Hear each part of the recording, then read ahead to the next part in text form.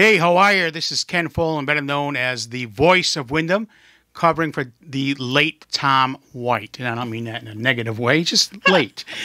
And this is the Republic Forum, and we're going to be talking with Lynn Ide, the chairperson of the Windham Board of Education, a most powerful and prominent position, once held by the voice, by the way. Yes. Got to self-promote, constantly self-promote, because that's the PR business. So we're going to be talking about Windham Public Schools, in the direction we're going in. We're going to talk about the future of some construction plans and thoughts and ideas for change in the district, which I think are just positive. So let me start off by welcoming Lynn. Thank you. It's so nice to see you, Ken. Thanks for having me. It's funny. Everyone says that. They love the voice. So, Lynn, let's do real basic. So how did the school year go overall? How did the school year go? Staffing? Well, it's interesting. With the graduating class of 2024 at the high school, what was noted in that graduation was that those were the kids who graduated from eighth grade and couldn't have a graduation because school was all virtual. And when they started high school, it was a lot of hybrid work and some virtual work back and forth. And so they've been through a lot, but it was a stellar graduating class with kids who really figured out how to adjust and succeed in a changing world. And we're on the upswing in the Board of Ed, in the education, in Windham Public Schools. We're doing well, and we have the leadership of our current superintendent, Tracy Youngberg, her team, and sort of the town and the Board of Ed working together to make it work for Windham Public Schools. I couldn't agree with you more, Lynn. I think you have a great leadership team in place, and Tracy Youngberg is such a strong person in personality. And that bodes well, I think, working with this community. Wait a minute. I walked in on this Tom conversation. just walked in. Listen, this is and what happens. I thought when she was there, I thought you were talking about my class of 1979. See, what Tom still hasn't learned is when you have a show or responsibilities, like when you went to school, then again, Tom might have issues with it. You're supposed to be prepared with your pencil. My apologies. It's not that I forgot. We lost power over at the lodge for a little bit, and you know I have bingo. Yeah. And all my machines, ATMs, are all down. I'm rebooting everything. And then I looked up. I said, oh, no. And I'm walking out the door, and that's when you called. Yeah. Well, we're so good. I was trying to get things up and running over there. So we're glad you made it, Tom. I'm glad that you're here today. Thank you. From it. So where are we? We're going to start. We just started. We just started to talk. I want to see how the school year went. I had a little insight on that. It went well. And Lynn is 100% correct. I mean, I don't care what you say about dollars and cents and taxes. We've talked enough about that over the years. It's always a struggle, that balance and act. But the Windham Public School District has been and continues to go in the right direction. I was with a couple of people from Mansfield yesterday. And they were talking to me while we were golfing, exercising, you know.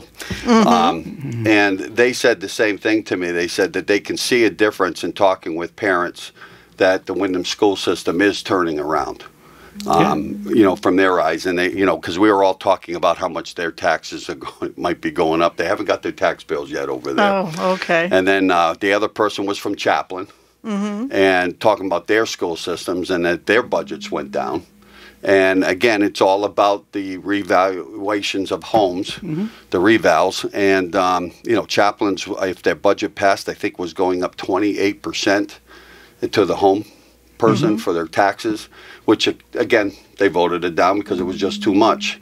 And now it's going to be going back out and somewhere around 20%, which in their eyes probably will fail again. But that, you know, and I went back home and I looked at mine, and pretty much was about 20% is what ours went up. Depends on what happened with your reval. Yeah. Yeah. I mean, well, the biggest difference was because businesses, actually, they decreased all over the state. Wasn't just in this area. Business taxes decreased for whatever reason. Commercial property. Yeah. And so the homeowners actually have to make that up. Now, what that makeup is, I can tell you because I'm not privy to that information anymore from there. But I did find out that there was a meeting at the town hall this week with some people from the Board of Ed, some people from the Board of Finance, and I guess it was explained to them. So it was explained to me by a Board of Finance member that, again, it was about a 3.7% that the town had to go up to for finances. So when we all said that it was going to be zero, you still got inflation. Inflation was about 3.5, 3.7. So, of course, if inflation went up, your goods of service went up, so it cost the town a little bit more money for those goods of service. They didn't go up anywhere else except for that area and that part, but 3.7% inflation is a lot of money. Don't know if it covers about what we got in tax revenues and that came in, but then they hit back at the Board of Ed, of course, all the time. So some of the politicians yesterday that were there hit back that it was, well, you guys should be mad at the Board of Ed. And the answer is no. Board of Ed did their jobs. They went through what they had to do. They went to the Board of Finance. The Board of Finance agreed and put the budget out. I'd just like to interject here that, if we're talking about Windham Public Schools, one of the things that Dr. Youngberg and Rita Parsiak, who's in charge of our financial operations for the Windham Public Schools, have done is managed the money that we do get from the taxpayers and from the state and federal resources and grants extremely well. And if you look at the news from other cities in the state that have similar demographics of the student population that Windham does, and similar demographics of the town population that Windham does, you see headlines in Hartford, Bridgeport, New Haven, Enfield. whatever. Enfield hit it hard. Right, too. Enfield, whatever, where they did not anticipate they did not manage well the cliff that was going to happen when all of the COVID money dried up. Because the COVID, all that extra money that came into the district that helped us pay for things over the past couple of years had to be spent down. And we knew ahead of time that this was going to happen. And I give the Board of Ed and the staff at the Windham Public Schools credit for saying, we know this is going to happen. We have to live within our means. And that the increases that we asked for are largely related to cost of things going up. Inflation, contracts, materials, food, you didn't get energy, all those buses, all those sort of things. Right. So you didn't go in for a wish list. You should make it clear, Lynn, too, because I've already heard this, that this big increase that people face was all because of the new school, which is just false. That's not true at all. It has nothing to do with it. No, it's not true at all. I mean, I do want to say that a lot of people in town don't understand that the school buildings are actually owned by the town. They're not owned by the Board of Ed. They're owned by the town. The Board of Ed manages the school buildings, but we have to come to the taxpayers for the cost of capital improvement to those buildings. And if they're very big projects, like Renovate is New that we did at the high school and things like that, all those kinds of things need to be approved by the taxpayers. Windham Board of Ed can't just unilaterally decide, oh, we're going to do this thing. Every big investment that we've made in our school buildings has had to be somehow approved through the town. I just think it was a ticket shock for most people. And again, I've said this before, I'm not blaming any of this onto the Board of Education side, because I feel whether or not people like what your budget is a different story. You guys did what you did. I believe you kept your numbers down so that at least you could do the business and teach our kids. Right. And you put forward a budget to the Board of Finance. And I'm sure that you would have liked more money to do other things. But again, realistically in this town, you know what it is. I mean, you and I were on the Board of Finance together, Tom. Yep. So I really believe that you guys did what you did, and you thought this was the best budget you could put forward. Again, it comes back to the Board of Finance trying to figure out what the taxpayers can afford. And this is where I've been for the last couple of shows with this. I believe that none of them understood what was really going to happen when the revals came in and the property taxes went down in the business. I don't think any of them sitting on the boards, and also the town council, because you talk to them, none of them knew that people's taxes were going to go up $1,000, $2,000, $3,000, $4,000 on their homes. And, you know, that's the reason why for that little meeting the other day was to try to figure out what happened, because they're getting phone calls and they don't have the answers. All they're kept saying, it's the reval, it's the reval. And the bottom line is that you still have to, we still have to pay our bills. We still have to teach our kids. Okay. But again, I'm going to sit there and say it. Just like me, it's a sticker shock when you open up something in 1 year and you see your taxes go up $1,100. Right. And I feel good, to be honest with you, because I'm listening to other people, $1,600, $2,000. There's one house in town that really got hit hard. It went up double because the evaluation of the house rose. So they went from paying like a $7,000 bill to a $14,000 bill. That's a shock. Well, their property values went up, though, well, and so they'll be happy when they it'd be happy if and when they sell their house. Yes, if and when they sell the house. You and I both know that, but it's when you sell your house. But the problem is when you're still, for any working person, right? No one got a $2,000 raise around here, and if they did, that's before taxes. So that got eaten up by this, and you know everything else has gone up. And prices, and people are a little bit behind the 8 ball. And I still feel that no matter who you were in this town over the last 20 years, we always looked at what the cost was going to be to the taxpayer, because we always worried about whether or not people could afford something in this town. Well, and I don't care what party you're from, I think we all did that. On that note, I'd like to flip a little and talk about looking to the future and what the Board of Ed and Windham Public Schools are trying to do for the future, so that we can control costs and make sure that we're not getting surprises about huge investments in our school buildings that weren't planned or whatever. So back to the point about the town owning the buildings, we've worked really hard at. People before I was on the Board of Ed worked really hard to get a new middle school for the town, to pass the referendum, and the voters approved renovating our high school as new.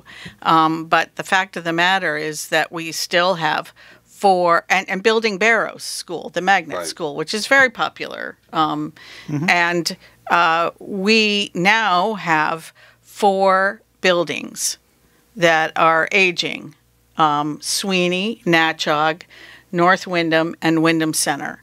And if we're going to be trying to manage the resources of the district and make sure that we can put as most money as possible into the education of the children and providing the programs that our children need and deserve, and the resources for the teachers and the staff who are working in our district, even though they're not getting paid as many of their counterparts in other districts. We want to make sure we're giving them as much as we possibly can. We'd like to control our overhead of our building costs. And we know that we're going to have to spend millions of dollars on our elementary schools to keep patching them up and making sure that they can provide education up to code for the students. So we started having conversations because we've had a dwindling number of students in our schools, not as profoundly drastic as some other districts. Our population has remained pretty steady, but we still have fewer kids in the school buildings than we used to have. And we know that when we finish the high school renovation project this year, the early childhood education program is going to be moving out of Wyndham Middle School this summer and over to their new digs The high school. at the renovated Which is high coming school. out beautiful. Yeah. Which is state-of-the-art beautiful. Yep. So we're going to have a floor in a wing of Wyndham Middle School that is not going to be used for what it was intended. And so we've been planning to bring the fifth graders out of the elementary schools and back to Wyndham Middle School, and have Wyndham Middle School have 2 schools in one building, which is the 5th and 6th grade together and the 7th and 8th grade together. And there are many models, successful models around the country and the state where schools have operated like this, where Well, there's you have basically... you have one up the road, Right, Parish Hill, right. which operates, I think, 5th, 6th, and 5th and 6th and 7th, 8th are in that school Up through too. high school, Up right. up through high school. Right. So we're going to, at the end of the next school year, move the 5th graders back to Wyndham Middle School. And Tracy Youngberg, our superintendent, happens to have experience being working in a school that's 2 schools in one before she was a superintendent, when she was a principal and she was doing other administrative work. So we're going to transition to that model. So what we have now to be responsible is we have a challenge to figure out how we're going to take the kids in the 4 existing elementary schools and give them the best quality education. And you know, the infrastructure at one school is a lot older than the infrastructure at another school. And when we're talking about all of our 2nd graders in all of our elementary schools having the best facilities possible, why are we holding out and trying to patch up old buildings? And we've looked at whether or not we could combine 2 schools into one, or whether we could get renovate as new for 4 schools or whatever. And when you look at the economics of it and you look at the equity of providing the best possible education for our kids, we think that it's best, and this will have to go to the voters in a referendum. We can't do this without the voters supporting us. We'd like to build one new state-of-the-art school for our K through 4th graders in Wyndham. And we are putting together, we've been working on this for a couple of years. We're going to be putting together a proposal to bring to the voters in this town for a referendum, potentially in November. Does it go to the town council before it goes to the voters? It has Well, to. you guys have to Yeah, it has explain to what go. you're doing. Yeah, it has to go. Well, we had to go to the town council already to get approval from the town council and the Board of Finance for an appropriation of money to do the legwork. The legwork, the study. That would need to be done to figure out what this would cost, all sorts of things like that. Because we can't have the referendum until we have some actual numbers to present to the voters. Now, we talked a little bit about this with Mark Doyle last week when he was on the show, and I'll say the same thing to you that I said to him. I think there has to be a 2-phase plan here. One, what you guys want to do, but in order to get this past the voters is what is the town's position on what are they going to do with the other buildings? Because that makes a big difference, because I would want to know, are you keeping them as town buildings? Am I going to pay? Because if you're going to keep them, you got to pay for them. You got to keep or heat else they're on going to them. be empty, Right, or whatever. or are we going to try to sell the land and stuff? And I think the town, that's why I asked you if you're going to the town council, because I think you guys need to work in conjunction. Yep. Because I think that question has to be somewhat answered out there to the taxpayer. In order to, Lynn, Yeah. I think your board's going in the right direction. I think it's the best thing for down the road for the taxpayer, to be honest with you, to control the cost. I think putting the kids all in one school is the best thing to do at this point. I would be less concerned about going down the road and for making the taxpayers that much more happy, if you will. I think it's much more important, and I know the Board of Ed focuses on it, is to make the education. Education system. Because for years, Wyndham Center. I remember when I was back You got in the day, kids all in one we had the area teaching We had them. the Blue Ribbon School in Wyndham Center. That was a school, and kids would always try to parents would force their way to kids in there. Well, that school was neglected. Then I was on the roof of Natchog. Listen, you put them all in one building. You've got the same administrative team. You've got more social workers available. You've got more talent around the kids, right? So they're getting equity in education, and they're all keeping pace on curriculum, the same curriculum. No one's getting a new book, and the other school didn't get a new. You know what I mean? Everybody's rowing in the same direction. Everyone's in the same direction, so they can't say, "Well, this school is better than that school. My kid needs to go to that school." It's perfect. It's the perfect solution for this small community, and this is a small community. This is a small community. And to segregate it like that.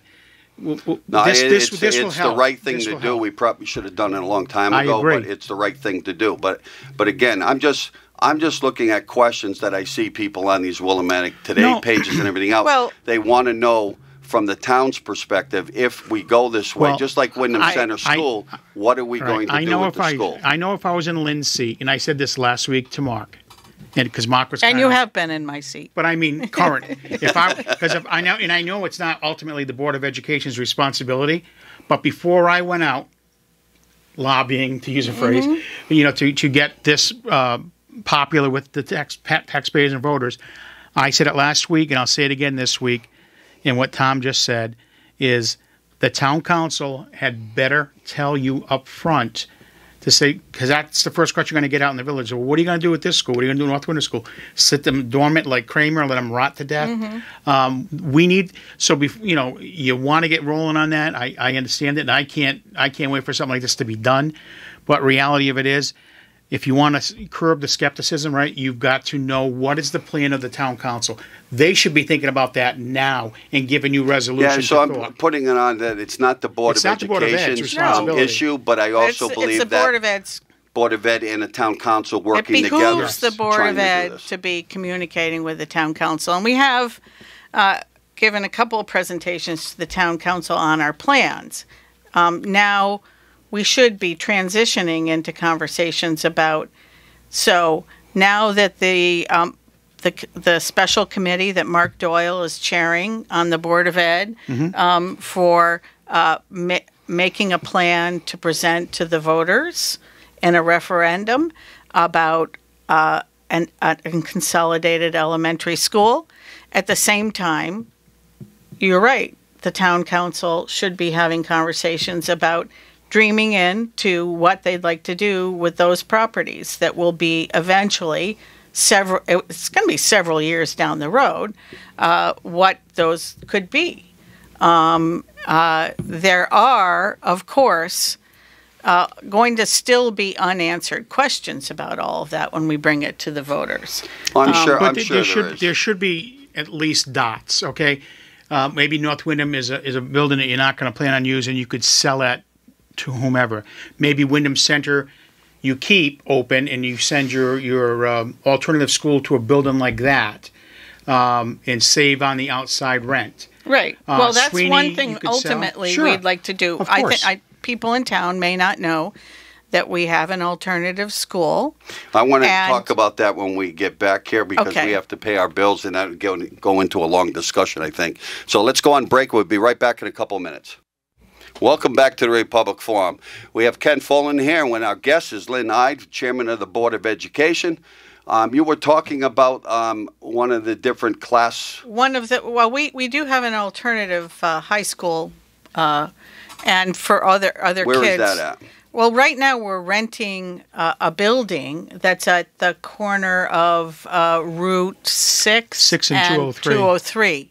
So in North Wyndham. So we're paying rent to a private... We're paying rent to a landlord to use a building to house our alternative program.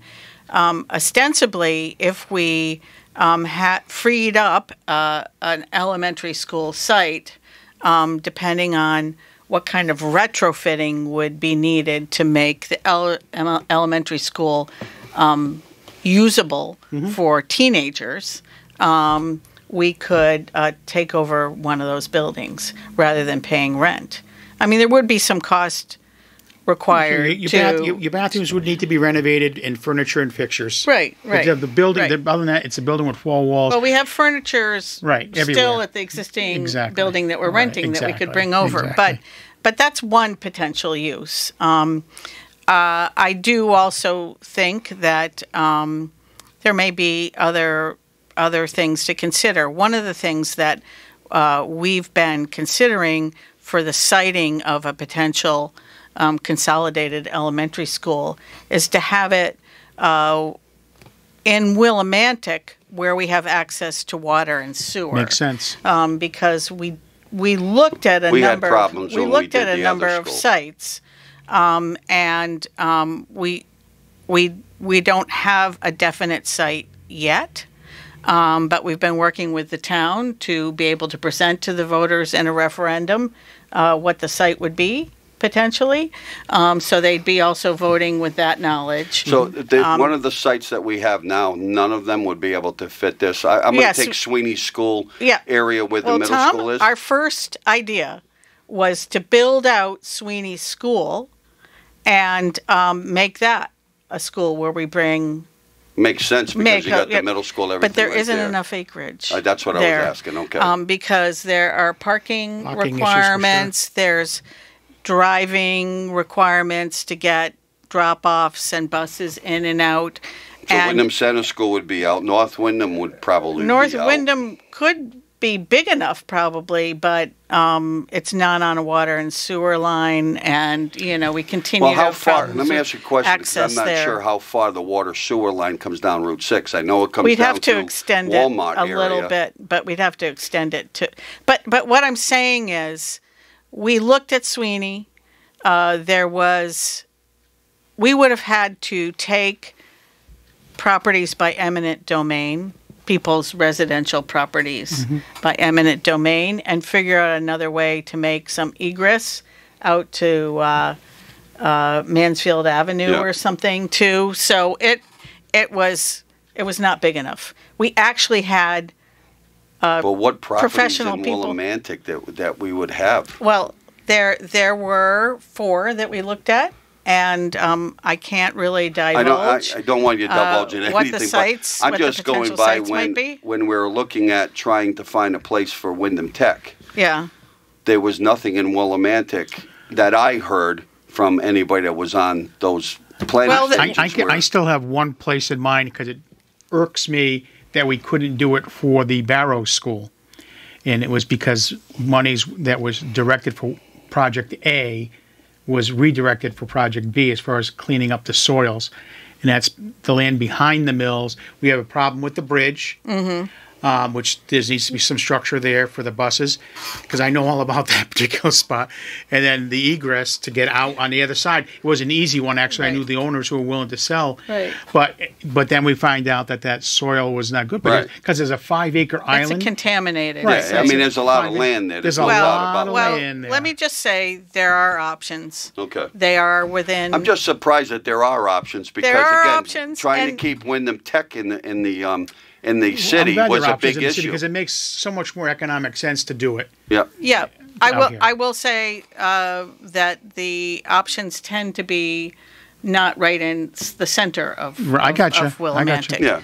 But one of the things that we tried to do was to try to figure out if any of the existing sites would work, and they don't. Yeah, There's not enough property. The only one that I could look at was Sweeney, but you just explained that. And we actually had a professional do the sketching out of what it would look like. Yeah. And we would have to build a multi-story building, but there are rules about not having children at a certain grade on a second floor, and the younger kids have to be on the first floor. Then who do you put on the second floor? How does it back up to the Wyndham Middle School site? It was very attractive to think about that, because we were trying to think about it's sort of a seamless campus from elementary to the middle school, but we couldn't make that work. I think the Wyndham Center School, with you guys making your recommendations to close it down, I think that part of the land in the building, you could use it for what you said, the alternative education. I also think there's other avenues for the town to use it, maybe for a fire department area for this. I've heard so that that's talk. that's Yeah. one area that could be used for the town's benefit. Again, I would hope that, and I know some of the town people listen to this, that they're working and looking at, if you guys are looking at somewhere else to build this, what's the plans going to be for Sweeney School? What's the plans going to be for North Wyndham? That's because key. we can't, in order to save money and do all of these things and save money for taxpayers, we can't keep those buildings as town buildings. Right, You know? and yeah, and that, right. what is it, Noble or Natchog? and we I can't- always get those two Natchog. mixed up. Natchog.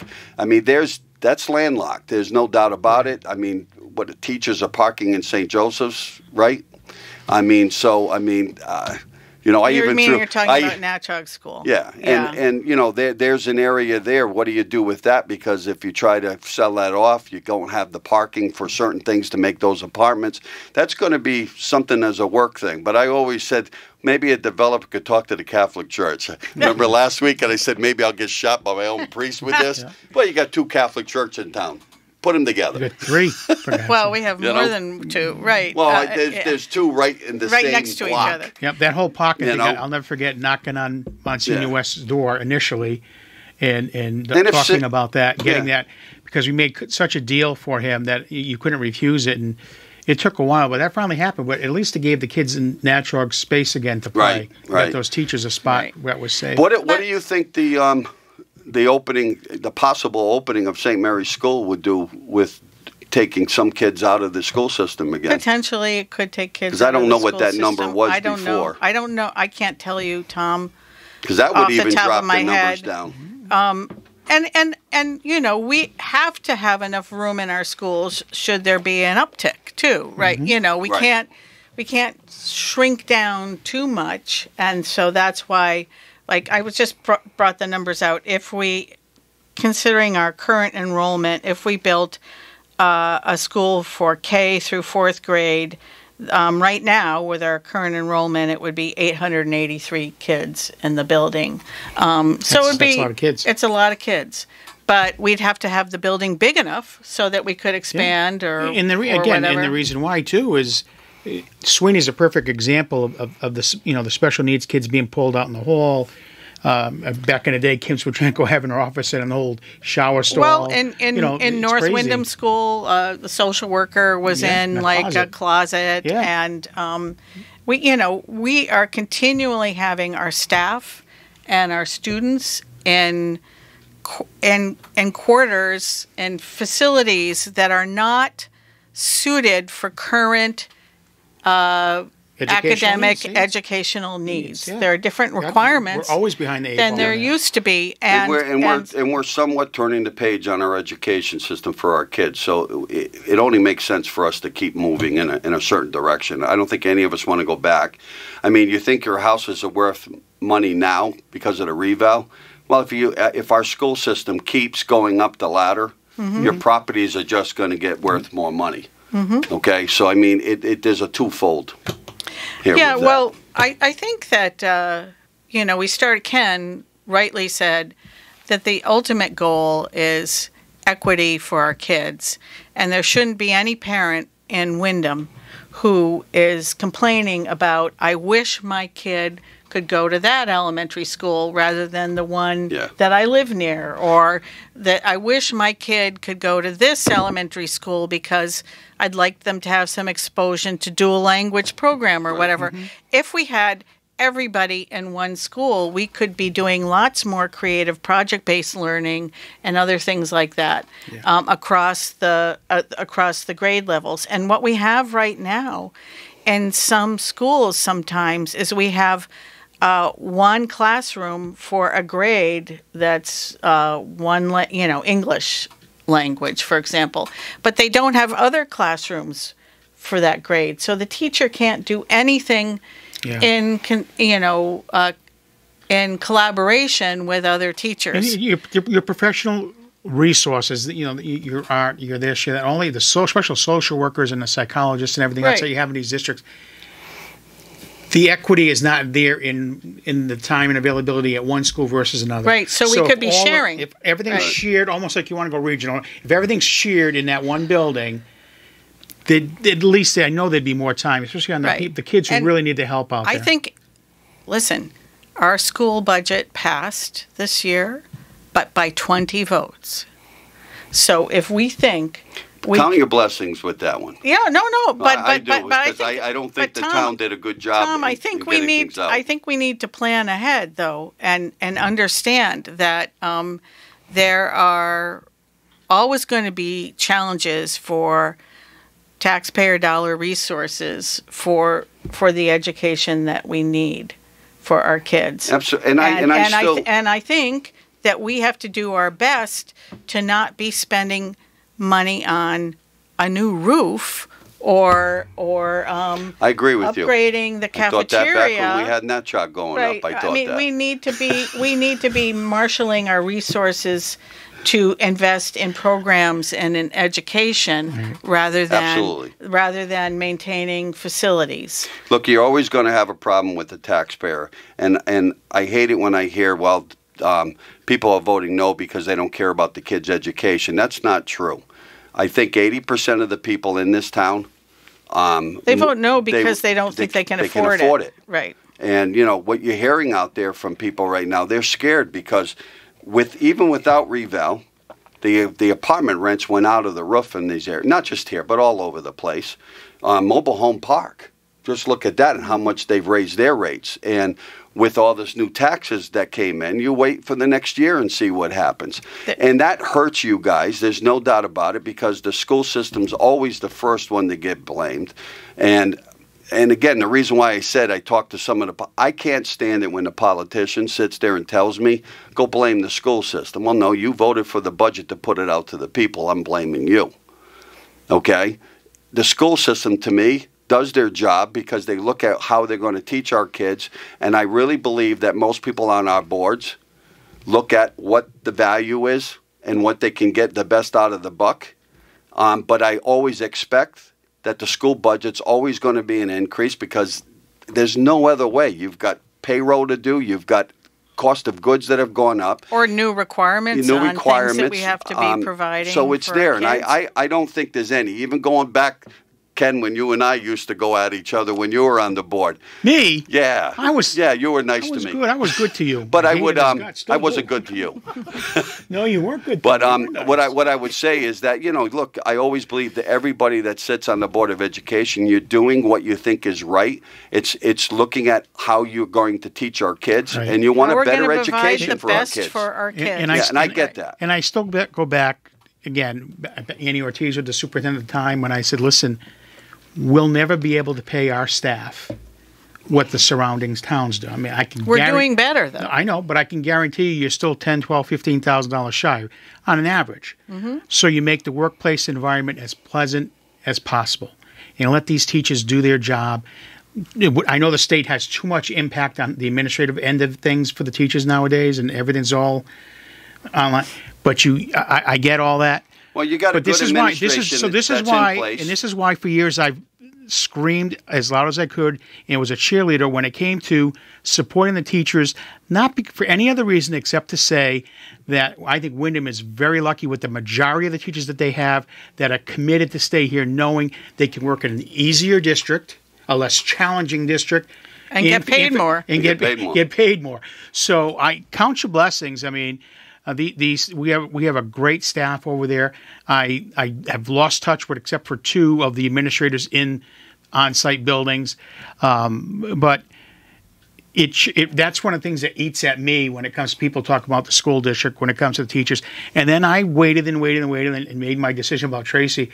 I mean, I love the lady. I don't know if you remember in the fall this year, I filled in for Ernie and Anita with Mark Doyle. We did 6 shows. Mm-hmm. Highly rated shows, much higher than this Republic Forum.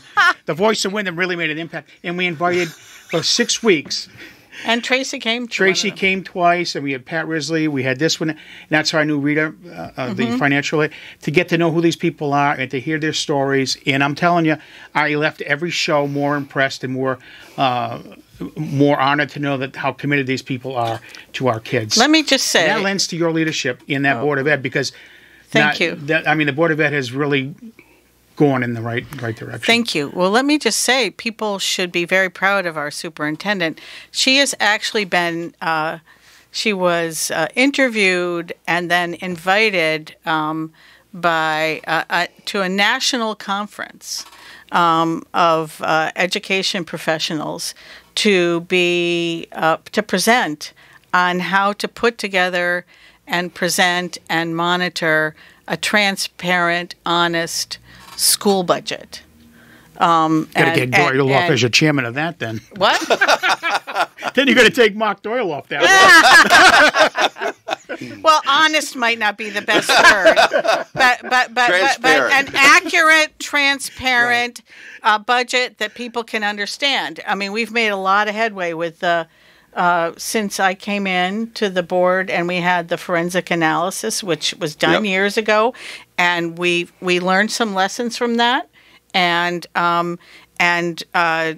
Tracy's leadership and her team with Rita Parsiak and the other people in central office who have figured out how to put together a budget that people can actually read and understand and then get behind. Yeah. But Tom, we were, when we were on the Board of Finance, it wasn't always easy to understand the Board of Education budget. There for hours trying to ask questions because we didn't understand some of the budget, especially on the school side. Right. It was tough. Well, after a couple of years of Tracy doing this with Rita, the Board of Finance has fewer and fewer questions because they understand more and more about what we're doing with our money. Correct. I was on the Board of Finance with you. Right. When I got highly upset with that superintendent at the time, and because I had the experience of looking at the Board of Ed budget, and I would look at that and I'd say, wait a minute, I can't make sense out of this. This doesn't make any sense. What happened to our budget? And I would ask him, meet with Mark Doyle, and he'd do his best to help clarify certain things for me. He said, Mark, that's not how, I hate when they say, because I'm as guilty as the next guy, well, it never was like that before, because you used to be able to understand it pretty easy. And he says, this is the way they want to do it. If you can't get the politicians to understand the budget, how do you expect them to go out and push a budget to the people, to be honest with you? You've got to be explaining it to the community. But the key goes back to earlier on in this conversation when I said to know all the time throughout the year where you are with your money and to be able to project what the needs and the costs. And that is why, we made the recommendation, and it was a hard decision to make, to close one of our schools because in all good conscience, we can't keep a school open that has fewer students when we have room in the other schools for them. But I would say that probably the biggest argument out in the Wyndhams was a lot of people didn't know that was going on. And again, it's not your fault. I just don't know how the town gets it out better, whether or not we decide to put out our own, I don't know, newsletter every quarter or something that goes out to people in their homes, because you guys were actually doing that. Again, I don't know if it was the Board of Ed, but at one point you guys were putting out a little flyer that came out and said what you were doing in the schools, which I thought was great because, again, I'm not, as a taxpayer who's not in the political scene anymore, I'm only getting bits and pieces. And, then you start asking questions of people I like to see things black and white in front of me. Tom, we can always do better. And that's one of the things that the board is engaged in discussion with the superintendent on, about with the resources that we have, without having a communications person on staff in the Wyndham board and the Wyndham Public Schools. How can we use the resources that we have to do better to get out into the community? And it's, as you know, getting harder and harder to engage people at the community level, right? The number of people who will come to things. So how do we get to them through? Do we get to them through videos? Do we get to them through multiple different media sources? But we need to be able to get out in English and in Spanish and have meetings and conversations in the community. This is one place that can happen. But we've been talking about how do we bring in other community leaders from different sectors in the town, like you two gentlemen, but also how people who are active in the Chamber of Commerce, maybe, and people who are active in social services in town, and people who are active with seniors, and people who are active at the community center or whatever. And how do we get information and conversation going at that level? Unfortunately, and I think it's all going to the marketing on Facebook, whether it's paid advertising, because I don't think just the click of what you post or the Board of Ed would post is one thing. Because I look at that every now and then because I'm not a fan of it all. Neither am I. If you have 500-600 people commenting on the tax increase, that's almost more than the amount of people who voted. Right? If they were that up, yeah, it is. And so, probably some of those 500 or 600 people didn't vote. Well, exactly. So I'm saying to myself that they all act shocked about it all. I'm one of them. It's my first time that I can ever remember that I didn't vote on a budget. And I came back that day from Florida. We had a basketball game because my wife and I have season tickets. Too much going on. And we picked up our daughter and our son-in-law to go to the game. And I was going by Wyndham Center, and I said, "Hey, there's the budget today," and we were late. So I said to my wife, she says, "Do you want to stop?" And I said, I'm fine this year because I've talked to some people on the boards that telling me it's minimal and I'm fine. The wrong people on the boards. Because there wasn't enough information out that the town. The paper's not that good anymore. It's not that it's not that you good. don't have a reporter from Willie Radio that's at these meetings anymore, so it's really tough to get it out. And traditional news sources are not. So there's got to be another way to do it because I'll tell you right now, I truly, firmly believe that you would have probably had a double, if not more than that, people voting, and probably these budgets would not have passed if people knew how much their stuff. And it was nothing to do to me about whether it was a school budget or not. It's not the Board of Ed, it's not the school budget. No, it's just the amount of money. Picture. It's the whole picture, and so in community. We have about 50 seconds left to go. Okay, so finish off. Bottom line is, I'm urging people in the community to get engaged.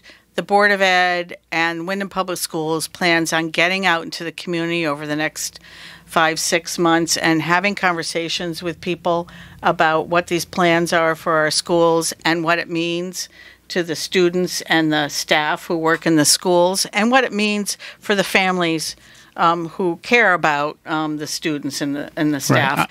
And so I encourage people to contact me or Dr. Youngberg with ideas about community groups, civic groups, other places that we could go and have these conversations. Lynn, are you still having the superintendent's hour, coffee hour with the chairman? No, we aren't, but that's something we could consider doing. Well, I want to thank both of you for being here. Lynn, thank you for coming down. I'll come again anytime. Yeah, no, you're always invited. Only when I'm on, Lynn. I can't. We'll leave it at that. But I just want to remind we're not on next week, but there will be a show probably on. It's July 4th, so we will not be on July 4th. I'm not sure if they'll have a tape show. Maybe we'll music. Music? Yeah. Well, maybe we can play this again, so people could listen to this again. But look, things like this, we have to get out there because the information needs to get out to the people about what's going on in our school systems. And I think the Board of Education's on the right track about going to one school. So thank you, guys. Make sure you come to the Boot Box Parade next Thursday morning. Get out here and show support to our town. We'll see you in 2 weeks.